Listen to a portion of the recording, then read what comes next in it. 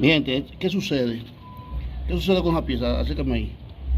Esa pieza, eso se zafa. Eso se zafa. Que muchos lo soldan. Lo soldan porque la presión del motor lo hace que se zafa. Entonces, ¿qué sucede? Muchos motores tienen problemas de esto. ¿Qué yo hago? Enfócame aquí, Yoli. Eso es la mariposa del clutch. ¿Tú me entiendes? Eso es el 115. Afrócame aquí. 115. Entonces, mire, aquí, ¿qué sucede? Dale para atrás. Dale para atrás.